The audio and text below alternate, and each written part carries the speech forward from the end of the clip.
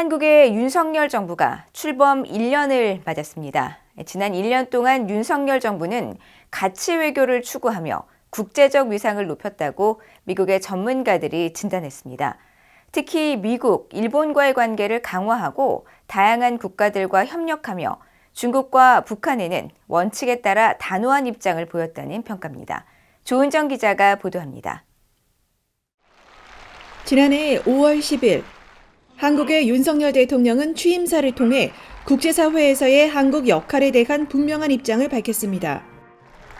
저는 자유, 인권, 공정, 연대의 가치를 기반으로 국민이 진정한 주인인 나라, 국제사회에서 책임을 다하고 존경받는 나라를 위대한 국민 여러분과 함께 반드시 만들어 나가겠습니다.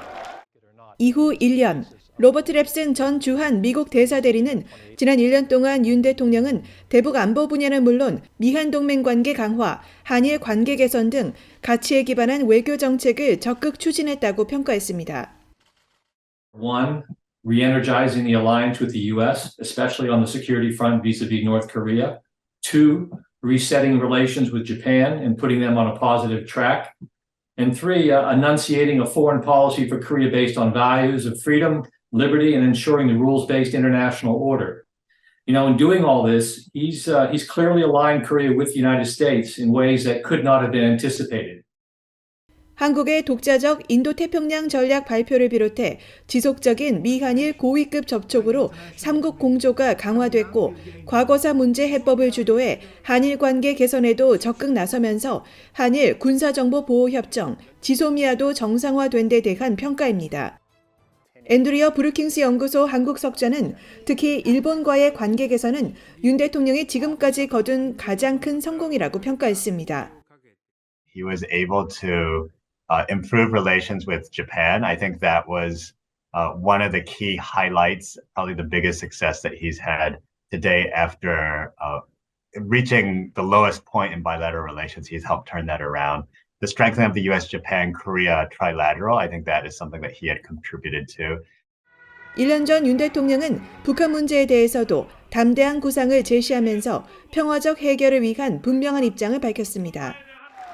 그리고 북한이 핵 개발을 중단하고 실질적인 비핵화로 전환한다면 국제사회와 협력하여 북한 경제와 북한 주민의 삶을 획기적으로 개선할 수 있는 담대한 계획을 준비하겠습니다. 한미연합사 작전참모 출신인 데이비드 맥스웰 아태전략센터 부대표는 윤 대통령과 바이든 대통령이 강력한 미한 동맹 관계를 복원시켰고 그 결과 핵협의 그룹을 중심으로 하는 워싱턴 선언을 발표한 것은 동맹의 진화와 성숙이라고 평가했습니다.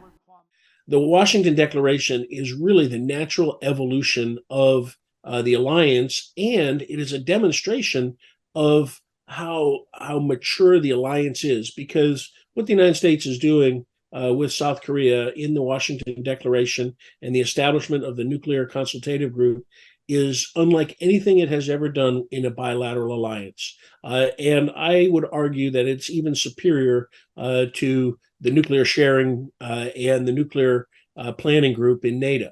And so this is a real indication of how the United States views the importance of the ROK-US alliance.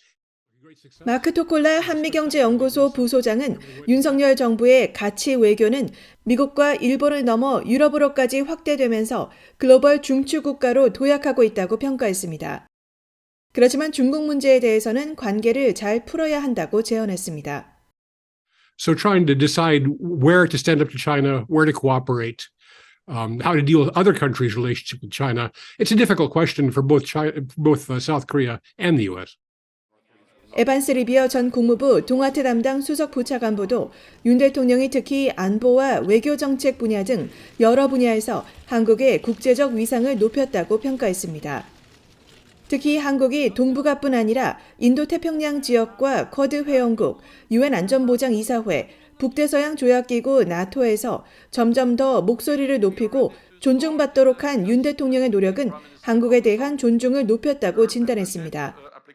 반면에 전문가들은 미한 관계 강화에도 불구하고 IRA, 인플레이션 감축법과 반도체법 등 미국의 경제 정책에 한국이 어떻게 대응할지는 윤 대통령의 과제라고 진단했습니다.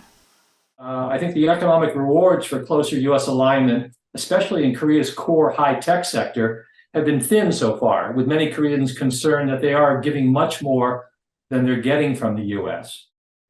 또 자신의 외교 정책에 대해 일반 한국 국민들의 지지를 확보하는데 더 많은 주의를 기울여야 하는 것도 윤 대통령 앞에 놓인 도전 과제가 될 것이라고 미국의 전문가들은 분석했습니다. VOA 뉴스 조은정입니다.